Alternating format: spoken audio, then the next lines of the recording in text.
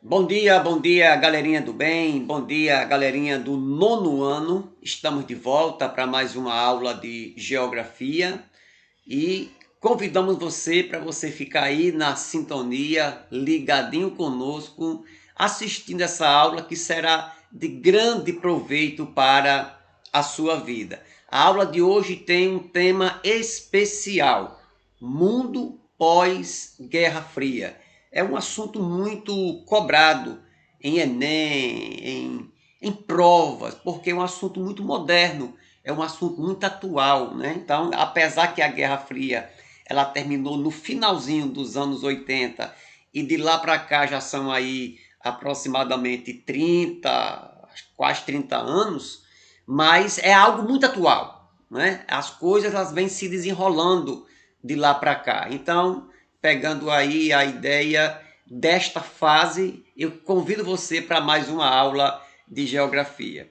A primeira coisa que queremos trazer é só triscar um pouquinho aí na sua mente e lembrar como foi a nossa aula passada, tá certo? A nossa aula passada nós falamos sobre a Guerra Fria, tá certo? A Guerra Fria que foi aquele período da história que ele começou logo após a Segunda Guerra Mundial e que foi um período, um conflito existente entre os Estados Unidos, representando o bloco capitalista, e a União Soviética, que representava o bloco socialista. Então, essas duas nações elas disputaram o comércio mundial, disputaram a geopolítica mundial. O mundo todo ficou dividido em duas bandas, digamos assim. Uns capitalistas que apoiavam os Estados Unidos e o bloco socialista apoiava os outros grupos, os outros países, melhor dizendo, apoiavam a União Soviética, tá certo? Do lado capitalista, nós tivemos a criação do Plano Marshall, que era uma espécie de plano econômico para recuperar a Europa depois da Segunda Guerra Mundial, que ficou arrasada. Do lado capitalista foi criado também a OTAN, que é o Tratado do Atlântico Norte, que era uma espécie de aliança militar, era um grupo militar, era uma organização militar para defender todos do bloco capitalista, tá certo? E durante esse período aconteceram alguns conflitos. Eu já falei para vocês na aula passada que a Guerra Fria ela recebeu esse nome porque não foi uma guerra de derramamento de sangue, não foi uma guerra de conflito armado, de derramamento de sangue, de trincheira, de tiros, né? Poderia ter acontecido. Eles esperavam isso a todo tempo, a todo momento, mas não aconteceu. Era mais uma guerra de nervos, era mais uma guerra psicológica, era mais uma guerra de acusação, né? E aí, durante esse período, né, a União Soviética ela criou o Comecon, enquanto os Estados Unidos eles criaram o Plano Marshall. Do lado socialista, eles criaram o Comecon, e eles procuravam integrar economicamente os países lá do leste europeu, países que adotavam o socialismo juntamente com a União Soviética. Aqui na América, o único país que teve essa experiência foi Cuba, inclusive até hoje ainda assim titula de um país socialista. Foi criado também o Pacto de Varsóvia, uma espécie de união de paz. E aí o fim da Guerra Fria veio acontecer quando o regime socialista ele entrou em queda, ele entrou em crise. Então, o final da Guerra Fria foi marcada pela queda do Muro de Berlim, a reunificação da Alemanha, que tinha sido dividida em duas, na segunda, nessa Guerra Fria, né? Terminou a Segunda Guerra Mundial, a Alemanha foi uma das perdedoras e ela tem o seu território dividido, a Alemanha ocidental e a oriental, a ocidental capitalista, a oriental socialista. E também aconteceu a desintegração da União Soviética, que na época era o maior país do mundo, com mais de 22 milhões de quilômetros quadrados. Ela foi dividida, alguns países nasceram ali da União Soviética e hoje nós temos apenas a Rússia como representante deste país chamado de União Soviética, tá certo? Então foi esta a nossa aula. Sim, aí durante esse período da Guerra Fria aconteceu o que nós chamamos de revolta armada, era uma disputa, era um conflito mesmo entre Estados Unidos e União Soviética para quem tinha mais poder de guerra, quem tinha mais poder bélico, mais poder de fogo, né? Então, naquele período, as armas, os mísseis, a ideia de uma bomba atômica, uma bomba nuclear, sempre foi visto. Inclusive, a bomba atômica foi usada no finalzinho da Segunda Guerra Mundial. E tinha também a corrida espacial para ver quem chegava mais longe no espaço, né? Foi aí onde, durante esse período da Guerra Fria, os Estados Unidos ele chega à Lua, né? Conquista a Lua aí por volta do ano de 1969. Então, além dessa Guerra Fria existir no campo econômico, tinha também uma Guerra Fria que acontecia no campo bélico e também no campo espacial. Então foi essa a nossa aula passada, tá bom? Vamos ver agora um pouquinho sobre o que aconteceu logo após a Guerra Fria. Depois que terminou a Guerra Fria, os Estados Unidos saíram fortalecidos, ganharam essa guerra. Então, como foi que o mundo ele procedeu daí para frente? Eu coloquei aqui apenas um pequeno resumo, um mapa mental que diz que o mundo da Guerra Fria era um mundo bipolar. Era um mundo que era comandado por duas forças, a União Soviética e os Estados Unidos, né? E aí você vai observar que isso veio acontecer, como eu já expliquei, não vou mais me detalhar aqui, e veio acontecer até o finalzinho dos anos 80, quando o regime socialista ele entra em decadência, e esse mundo bipolar, polar, domínio, governo, né? A ideia de governo mesmo, de domínio.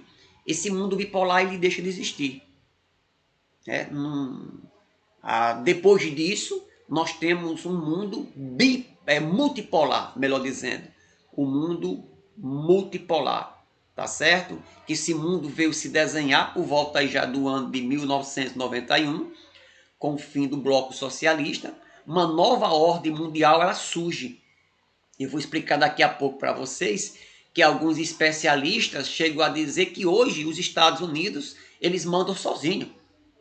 É como se fosse hoje um mundo unipolar, somente um polo dominando. Mas a maior parte dos estudiosos, dos economistas, dos estudiosos da política, eles acreditam que não, que hoje o mundo hoje é um mundo multipolar.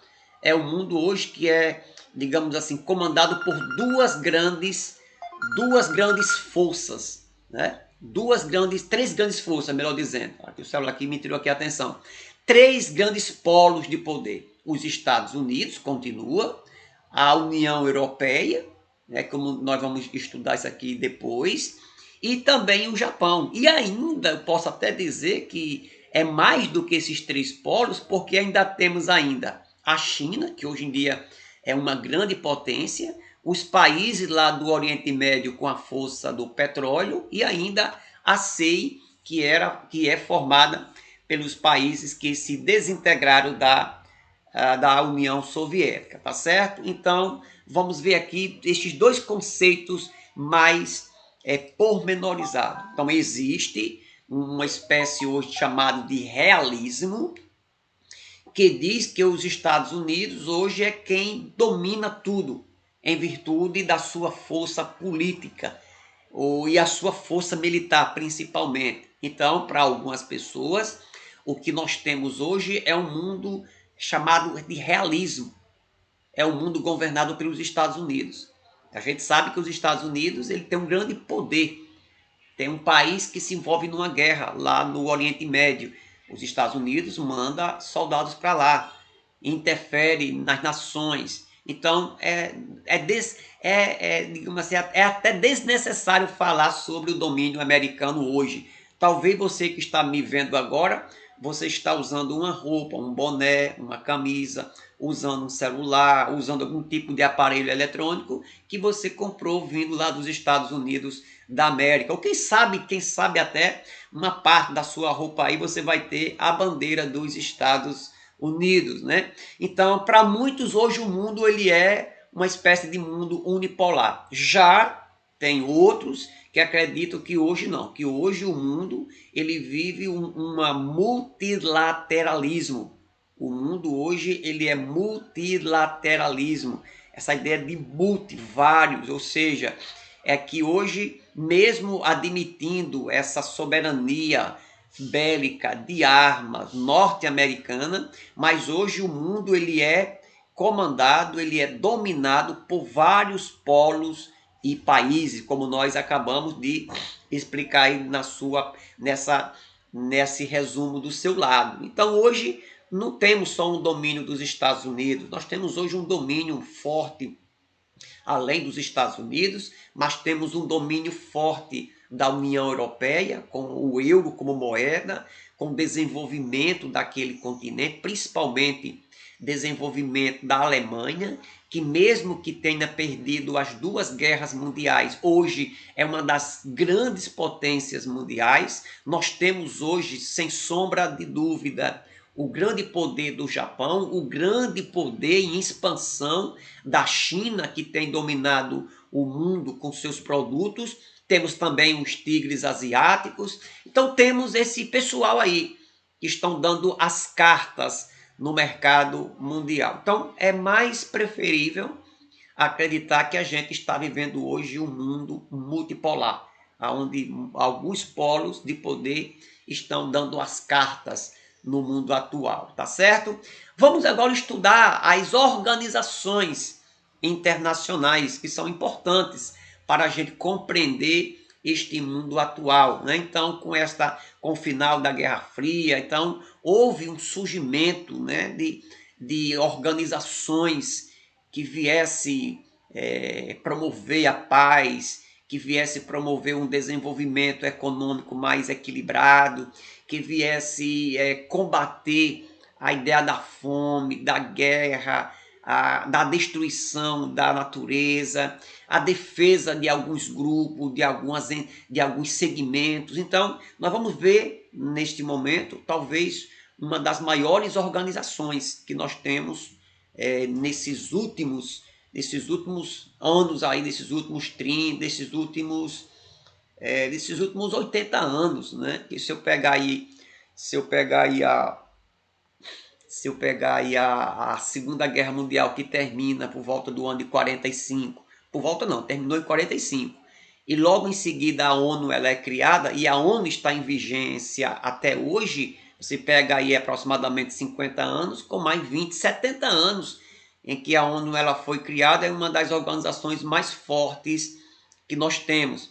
Vocês vão ouvir também algumas críticas que nós estaremos fazendo à ONU, tá certo? Mas vamos lá falar um pouquinho sobre o surgimento da ONU, né? Que a ONU significa a Organização das Nações Unidas, né?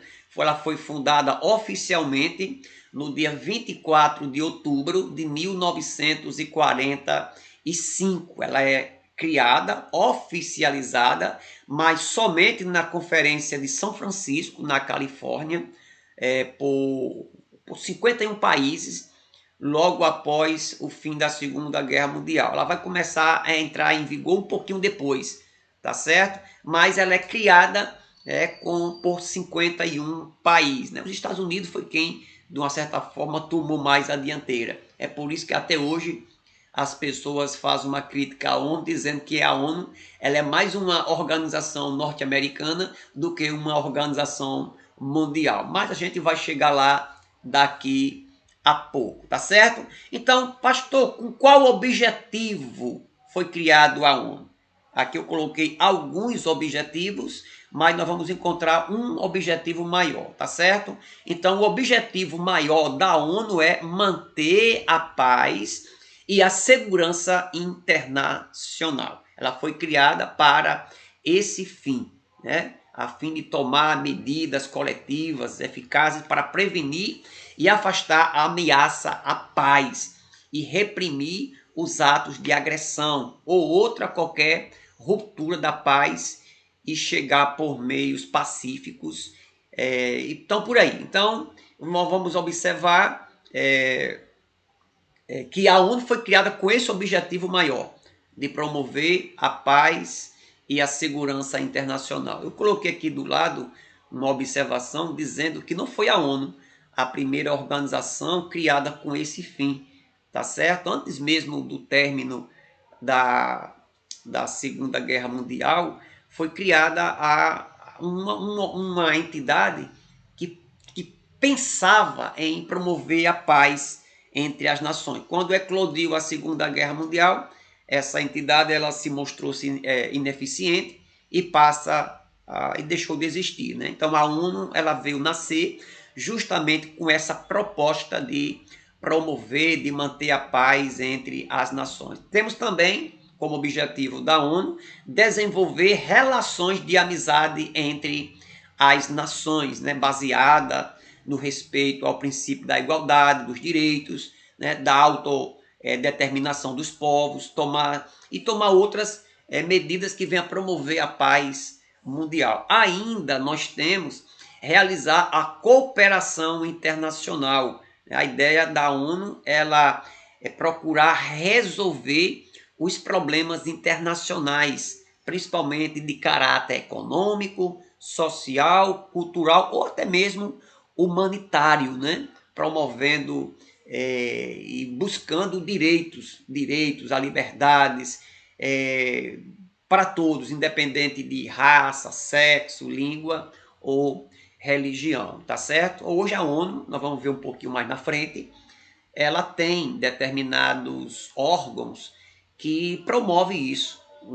Por exemplo, a Organização Mundial da Saúde, ela é um órgão filiada, gerenciada pela ONU para promover, para organizar a saúde no mundo. Inclusive, nesse tempo de pandemia, você escuta muito falar na OMS, na Organização Mundial de Saúde, que tomou determinada decisão, está fazendo determinadas medidas para tentar conter o avanço desta pandemia. Então, em muitas áreas, na área da fome, na área da educação, na área do meio ambiente, a ONU também vai ter os seus serviços prestados, tá certo?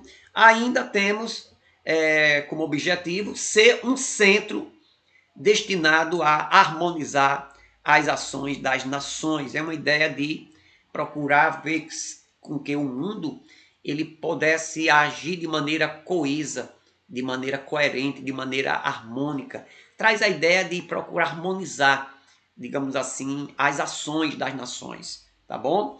Então, são esses objetivos principais da ONU, lembrando que o principal aí é o primeiro, que é manter a ordem e a segurança internacional.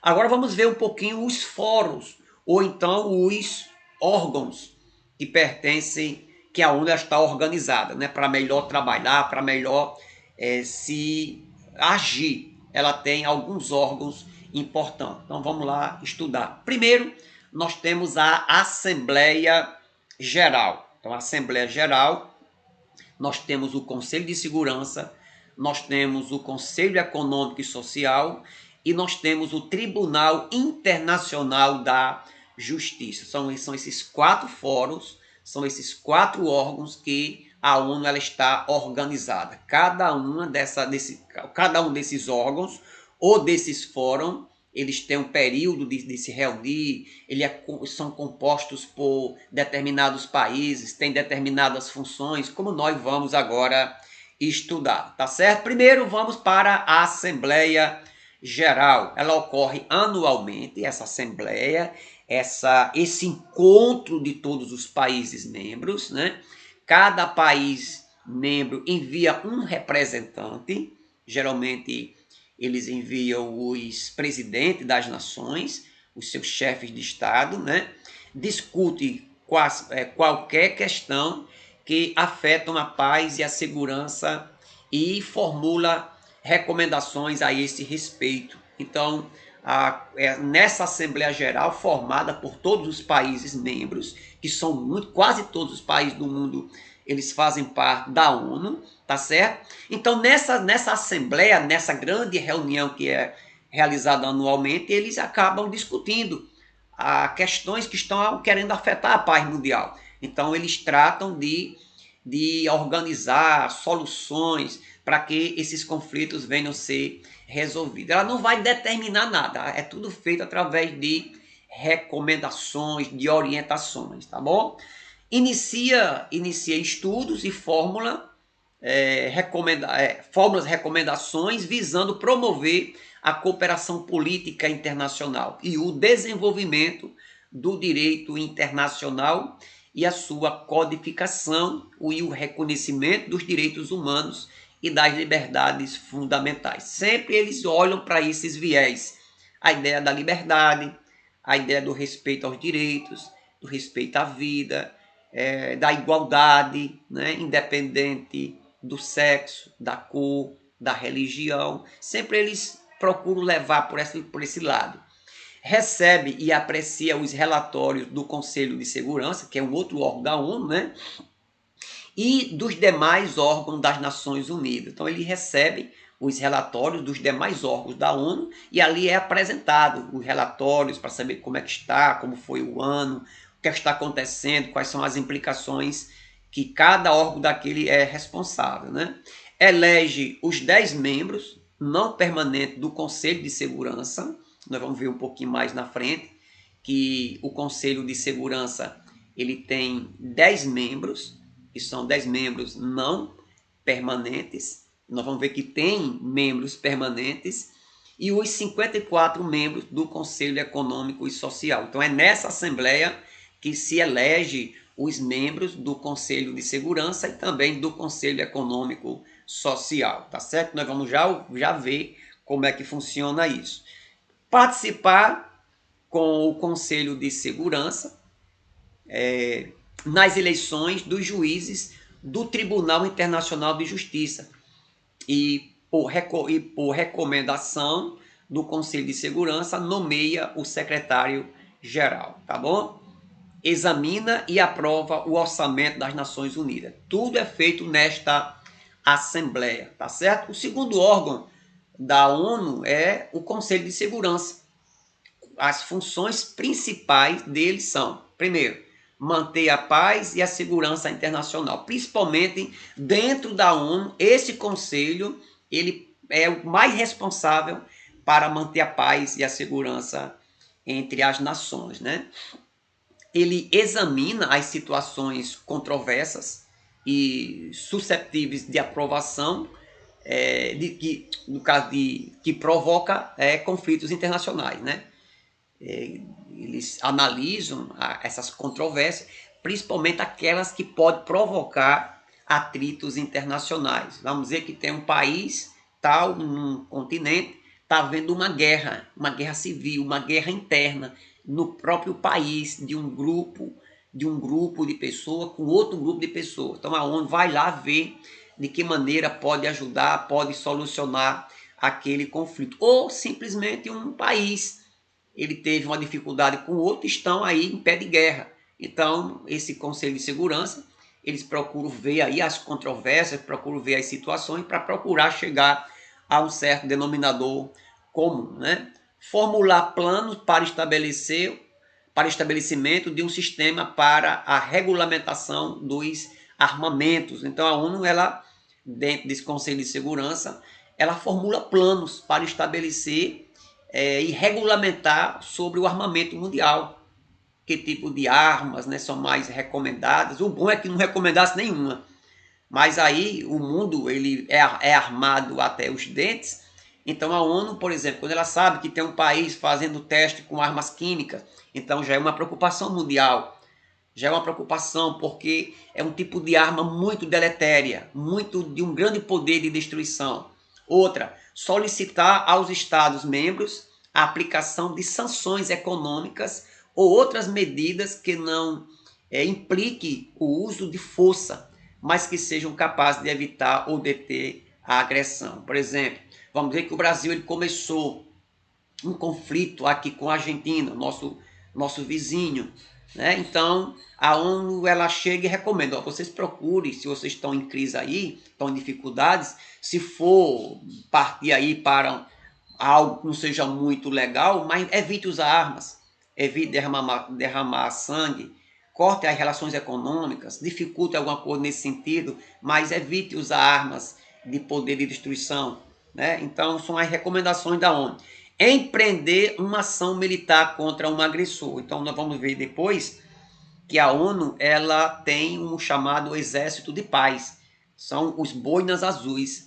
A ONU ela pega soldados de vários países e forma uma espécie de soldado. Parece uma incoerência, mas é verdade. Quando tem um país que estão lá em guerra, que algumas vezes está extrapolando todos os limites, a ONU ela vai lá, forma o seu exército formado por soldados de vários países, e este exército ele vai tentar acabar com aquele conflito. Ele vai tentar impedir, no caso, que algumas coisas piores venham a acontecer, né? Recomendar à Assembleia Geral a nomeação do secretário-geral. Então, é o Conselho de Segurança que vai recomendar para a Assembleia Geral a nomeação do secretário-geral. Apresentar relatórios anuais e especiais à Assembleia Geral, tá bom? É formado por 15 países que se reúne 2 vezes por mês. Talvez seja o órgão da ONU, talvez não. É o órgão da ONU, né, que mais se reúne. Para vocês observar, ele é formado por 15 países, esse conselho, dos mais de quase 200 países, ou 200 países que existem hoje, mas esse conselho é formado por 15 países, representantes de 15 países. E eles se reúnem pelo menos 2 vezes por mês. Você observa aí esse conselho, sei lá, tem um membro do Brasil, tem um membro tem um membro dos Estados Unidos, tem um membro da Rússia, tem um membro... Então, como é difícil até a gente reunir essas 15 pessoas, né, durante 2 vezes por mês. Evidentemente, eu acredito que nesse tempo de pandemia, essas reuniões estão sendo feitas de maneiras remotas, né, de maneira remota, melhor dizendo. Vamos para o... Tá, só para vocês observar como é que a gente organiza esse conselho de segurança. Olha só, o Conselho de Segurança, eu queria que você olhasse bem para cá, isso aqui é importante demais. Nesse Conselho de Segurança, você vai observar, você pode contar aqui, ó. Você pode contar aqui, ó. 5, 10, 15 cadeiras. 1, 2, 3, 4, 5, 6, 7, 8, 9, 10, 11, 12, 13, 14, 15 cadeiras. Observe aí. Existe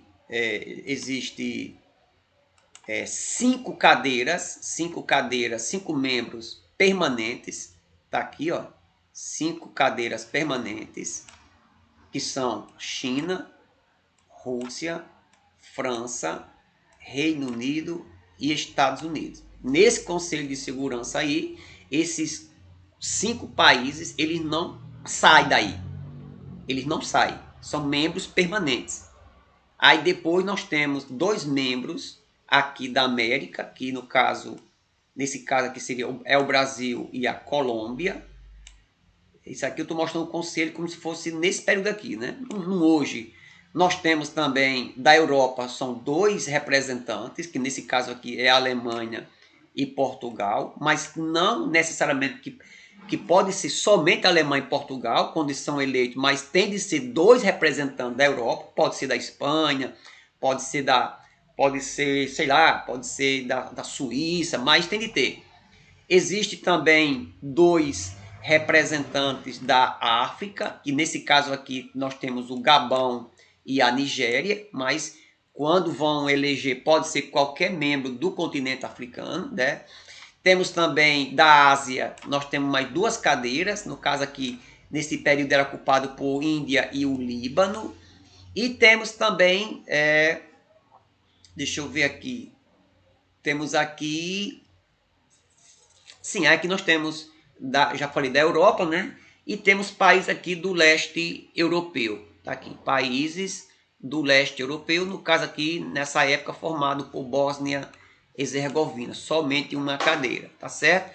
A pergunta que se faz é, será que é correto se todos os países ali representam ele é representante da ONU junto com os outros. Mas será que é correto os outros 10 países, eles ter apenas um período de vigência nesse conselho, depois é eleito, mas sai um grupo, volta outro, né?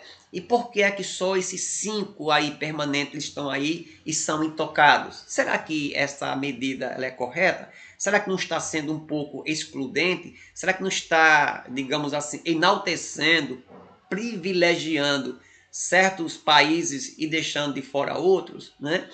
Tá bom? Aqui, se você for observar, lógico, você vai ter os Estados Unidos da América, o Reino Unido da Europa, a França da Europa, a Rússia do leste europeu e a China lá da Ásia, né? É misturado. Mas você vai observando que aqui temos aqui grandes potências, né? Não vou dizer que hoje a Rússia é uma grande potência, mas é uma grande expressão lá no leste europeu. Aqui você vai ter uma visão como é que esse conselho ele se organiza, né? Como é que eles promovem as suas reuniões. Vamos ao outro grupo, ainda no caso, falando sobre o Conselho de Segurança, as suas funções são, né? Vamos lá, há 5 membros permanentes, como nós já acabamos de explicar. Os demais membros são eleitos por 2 anos, né? Que são eleitos pela Assembleia Geral. O que eu falei para você, né? É meio excludente, porque enquanto tem 5 membros que são permanentes, estão lá, estão mofando lá faz não sei quanto tempo, os demais cargos desse Conselho de Segurança são eleitos de 2 em 2 anos, né? Basta que um membro permanente discorde para impedir a decisão. Vamos imaginar aqui que esse Conselho de Segurança ele vai, digamos assim, emitir um pensamento, uma decisão em relação a um determinado assunto. Vamos dizer que, sei lá, num determinado país existe vamos dizer assim, que existe uma grande poluição, e tem, lógico, né? E essa poluição é causada por uma determinada atitude. Sei lá, um tipo de indústria que tem promovido aí uma grande destruição do meio ambiente. Aí vamos voltar aqui, vamos para que aquele tipo de indústria ela venha sofrer muitas sanções por estar promovendo essa poluição. Se todos eles combinarem, aprovarem, for a favor daquela medida, ela será recomendada, ela será tomada. Mas se um deles não for de acordo desses 15, então aquela decisão ela não pode ser colocada em prática, ela não pode ser fundamentada, porque é preciso que todos sejam unânimes nesta decisão, tá bom? Aí eu falei, né? Será que será legal essas cadeiras cativas da ONU, 5 cadeiras pertencentes a esses 5 países? Vamos para outro órgão, que é o Tribunal ou Corte Internacional de Justiça, formado por juízes, tá certo? É um tribunal, é a última apelação que se tem, né? Vamos apelar para a Corte Internacional da Justiça, tá bom? Foi criado em 1945, logo após aí a Segunda Guerra Mundial.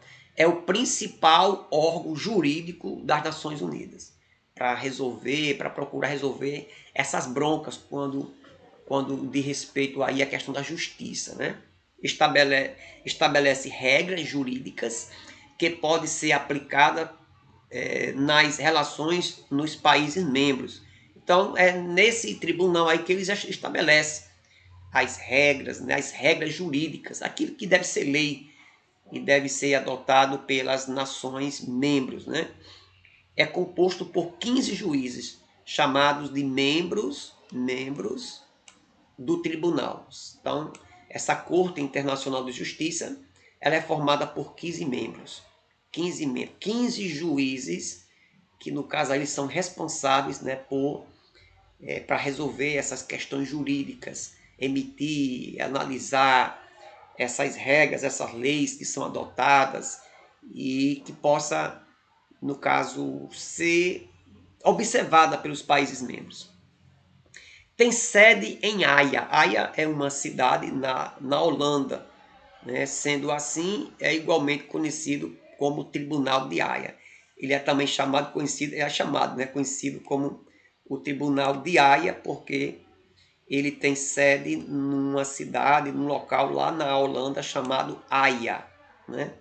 Ok, temos também um outro órgão da ONU, que é o Conselho Econômico e Social. Observe que esse conselho aí ele tem como, digamos assim, função cuidar das questões que envolvam a ideia econômica e também a ideia social. As funções são, quais são as funções?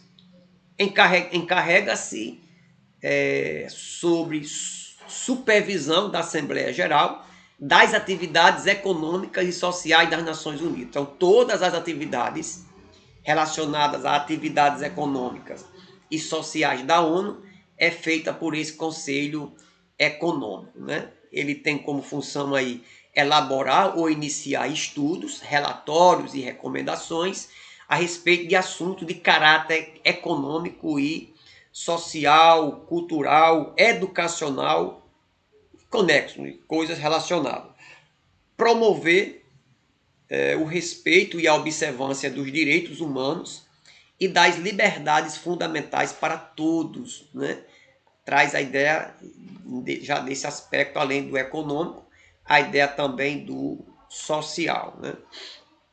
Negociar acordos com as agências especializadas, definindo as relações destas com as Nações Unidas, coordenar atividades das agências mediante a consultas e recomendações às mesmas, bem como mediante as recomendações à Assembleia Geral e aos membros das Nações Unidas. Então, a gente pode dizer com isso que esse Conselho Econômico e Social ele trata de assuntos relacionados a atividades econômicas e também a questões sociais que envolvam a sociedade, o povo, né? A questão da liberdade, dos direitos das pessoas. E também realizar consulta com organizações não governamentais, porque além da ONU, dessas entidades, desses grupos, eles procuram realizar consultas às organizações não governamentais, que nós vamos ver isso aqui depois, que são as famosas ONGs.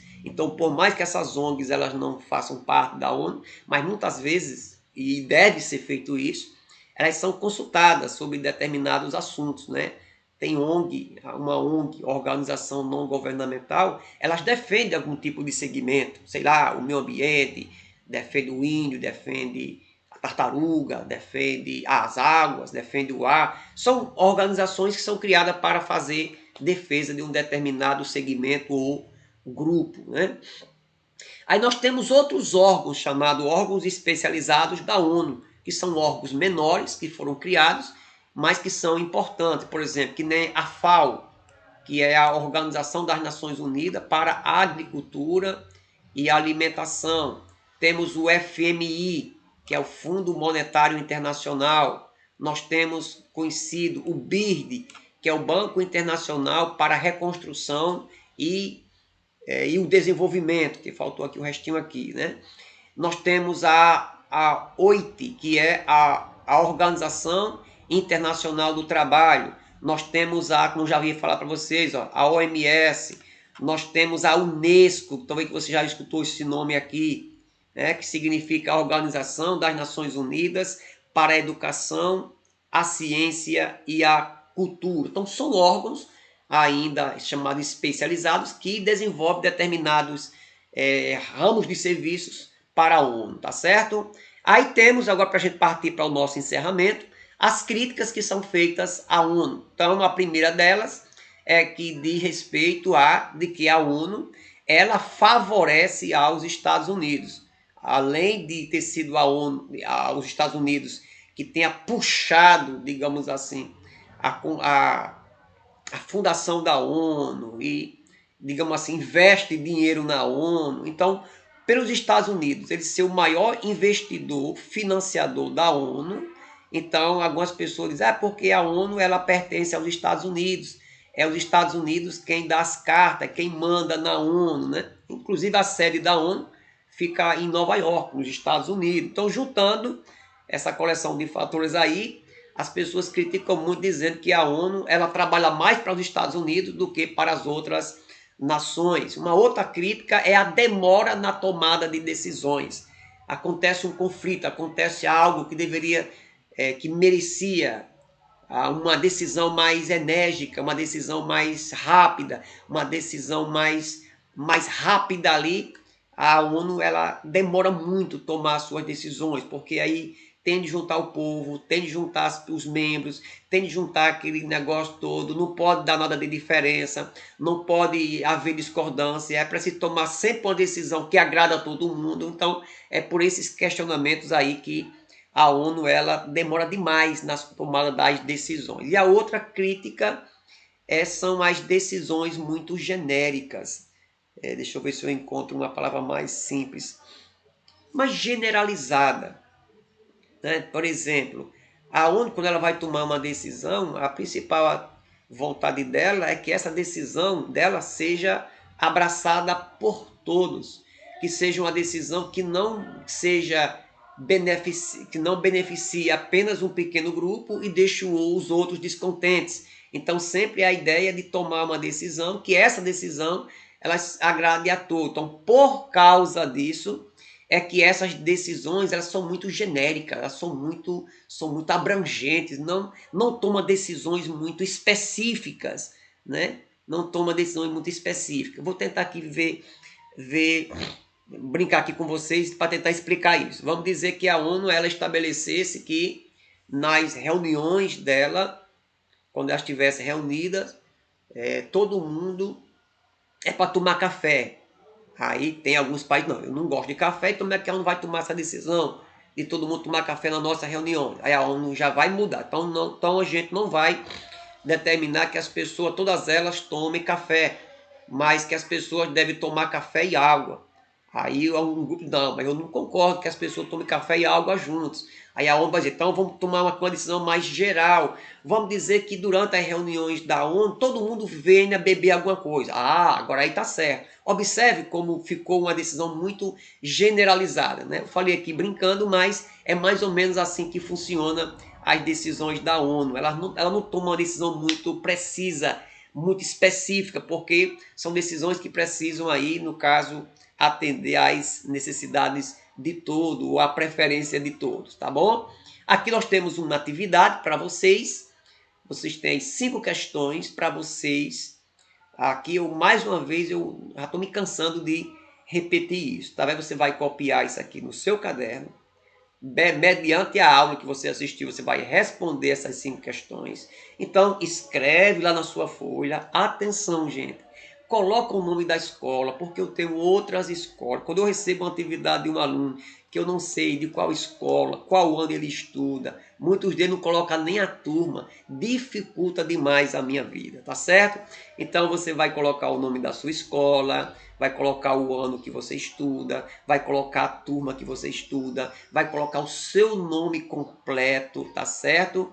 E vai enviar para o meu privado, tá certo? Faça isso até 24 horas contando com o horário de hoje, tá certo? Então um joinha, um forte abraço e até a nossa próxima aula.